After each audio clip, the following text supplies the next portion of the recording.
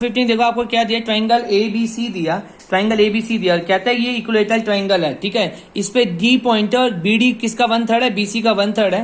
तो इसमें मैंने कंस्ट्रक्शन करी, कंस्ट्रक्शन क्या करी मैंने, आपको एई बनाया which is perpendicular to BC, मैंने एई बनाया which is perpendicular to BC, ठीक है बेटा। सबसे पहले हम प्रूफ कैसे करेंगे, बहुत इंपॉर्टेंट क्वेश्चन है, पेपर में हर बार आता है ये क्वेश्चन। आपने क्या करना है, सबसे पहले ट्राइंगल लिया ए बी ई लिया एंड ट्राइंगल क्या लिया बेटा, ए ई सी लिया। आपने दो ट्राइंगल लेने हैं, ए बी सी ई लिया और ए ई सी लिया। आपने करना क्या, सबसे पहले देखो बेटा मैंने इसमें कंस्ट्रक्शन करी है, ए ई बनाई है, इसमें गिवन था A B C equilateral triangle है, ए बी बराबर है ए सी के और बी सी के। मैंने इस और डी पॉइंट किस पे था, बी सी पे। मैंने कंस्ट्रक्शन करी, ई पॉइंट लिया, कंस्ट्रक्शन बनाई, कंस्ट्रक्शन करी है A E which is perpendicular to B C. मैंने ट्राइंगल लिया ए बी ई लिया और ए ई सी लिया। मैंने बोला ए ई बराबर है ए ई के। मैंने रीजन क्या दिया बेटा, कॉमन, क्या दिया बेटा, कॉमन दिया। एंगल ई बराबर किसके बेटा, एंगल ई के बराबर है, क्या रीजन दिया बेटा, ईच 90 डिग्री। फिर ऐसे बोला, या तो एंगल ई बराबर एंगल ई के बोलो, या बोल सकते हैं एंगल 1 बराबर किसके, एंगल 2 के बराबर है, ईच 90 डिग्री, ईच 90 डिग्री। इतना करने के बाद मैंने आपको क्या बोला, ए बी बराबर किस, ठीक है बेटा। इतना करने के बाद मैंने क्या बोला, ए बी बराबर किसके बेटा, ए सी के बराबर है। क्या लिखा बेटा, side of an equilateral triangle, side of an equilateral triangle.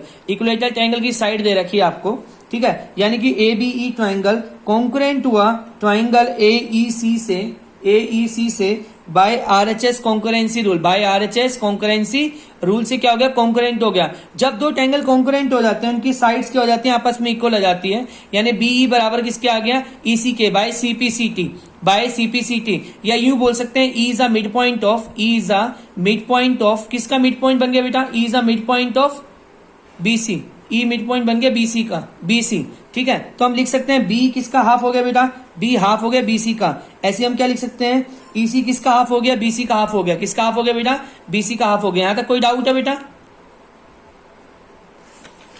इसके बाद हम क्या करेंगे बेटा, और इसमें गिवन ये भी है कि बीडी किसका 1/3 है, बीसी का गिवन है, बीसी का 1/3 है। अगर मैं आपसे बात करूं, मुझे अगर डी की वैल्यू चाहिए, डी की वैल्यू चाहिए, तो कैसे निकालेंगे डी की वैल्यू, दे बेटा डी की वैल्यू कैसे निकालेंगे, अगर पूरे बीई में से क्या घटा दूं बेटा, बीडी घटा दूं, तो डीई बराबर है, बी की वैल्यू कितनी है बेटा, बी की वैल्यू, बी की वैल्यू कितनी देर के बेटा, बी की वैल्यू कितनी देर के बेटा, ध्यान से देखो जरा।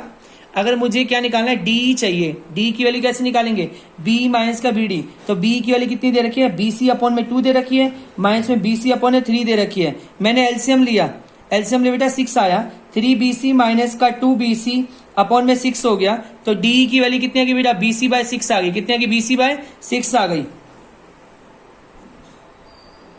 जब बेटा इतना करने के बाद हमने क्या करना है, मेरी बात ध्यान सुनना, इतना करने के बाद सबसे आप ट्राइंगल लेंगे जो 90 डिग्री दिखाई देना, हम 3 ट्राइंगल लेंगे। सबसे पहले ट्राइंगल क्या लिया, ट्राइंगल सबसे पहले आपने ट्राइंगल लिया, ट्राइंगल ए ई सी लिया, एंगल ई की वैल्यू कितनी है बेटा, 90 डिग्री है। ट्राइंगल लिया ए ई सी लिया, एंगल ई की वैल्यू कितनी है, 90 डिग्री। इक्वेशन क्या बन गई बेटा, ए सी स्क्वायर बराबर है ए स्क्वायर प्लस का E C square by using Pythagoras theorem, by using Pythagoras theorem. Equation number बेटा क्या बन गई, 1 बन गई।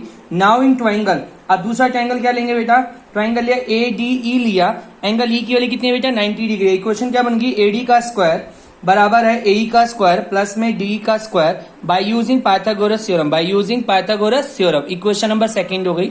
नाउ इन ट्राइंगल, अब मैंने तीसरा ट्राइंगल लिया, इन ट्राइंगल ए बी ई लिया, एंगल ई की वैल्यू 90 डिग्री। इक्वेशन क्या बन गई बेटा आपकी, ए बी का स्क्वायर बराबर है ए का स्क्वायर प्लस में बीई का square by using Pythagoras theorem. Equation number third. आपने करना क्या, मेरी बात ध्यान सुनना, 3 इक्वेशन आने के बाद, आप 3 इक्वेशन आने के बाद आपने करना क्या, मेरी बात ध्यान सुनेंगे।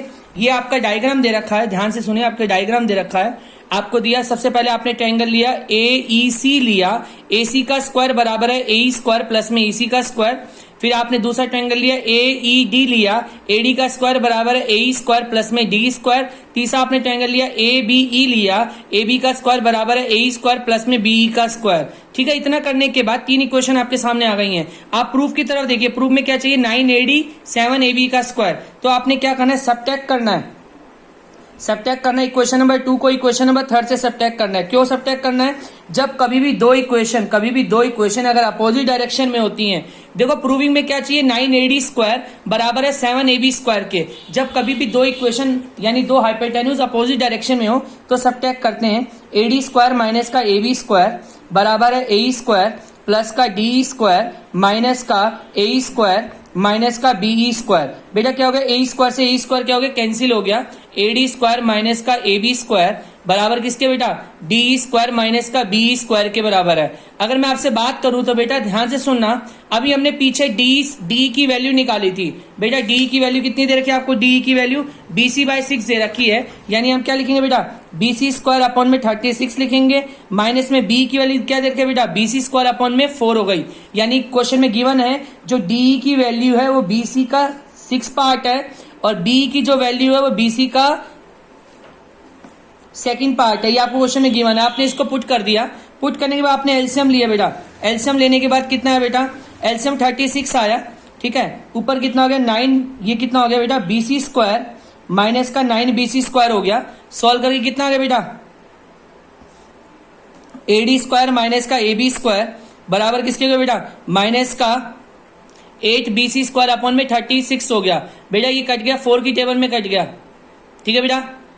देखो ये तो कट गया बेटा 4 पे, ये कट गया कितने पे बेटा, 18 पे कट गया, ये कट गया 2 पे कट गया, ये 9 पे कट गया। इतना काटने के बाद क्या आ गया बेटा, ध्यान सुनो, AD स्क्वायर माइनस का AB स्क्वायर बराबर है माइनस का 2 BC स्क्वायर अपॉन में 9 हो गया। ये 9 क्रॉस मल्टीप्लीकेशन हुआ बेटा, जब 9 क्रॉस मल्टीप्लीकेशन हुआ तो क्या बचा बेटा, ध्यान से देखो, 9 क्रॉस मल्टीप्लीकेशन हुआ, 9 AD स्क्वायर आ गया माइनस का 9 AB स्क्वायर आ गया इज इक्वल टू माइनस का 2 BC स्क्वायर आ गया।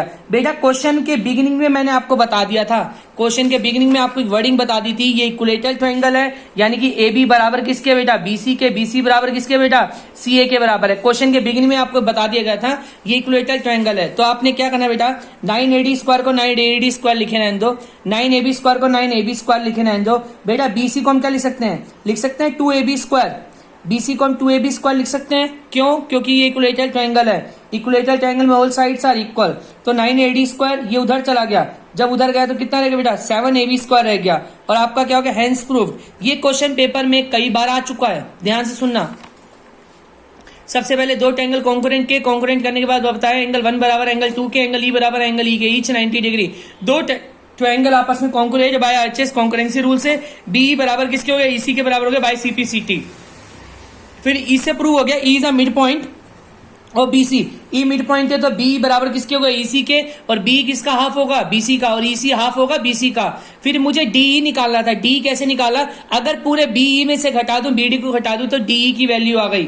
D की वैल्यू निकालने के बाद 3 इक्वेशन आपकी आई पाइथागोरस थ्योरम की, आपने 2 इक्वेशन को सबट्रैक्ट करा, यानी किसको किससे सबट्रैक्ट किया, मेरी बात ध्यान सुनना। सबसे पहले आपने सबट्रैक्ट किया, AD स्क्वायर में से AB स्क्वायर घटाया, घटाने के बाद AE से AE स्क्वायर कैंसिल हो गया, D की वैल्यू रखी और B की वैल्यू रखी, सॉल्व करके आपका आंसर आ गया 9 AD स्क्वायर बराबर है 7 AB स्क्वायर के।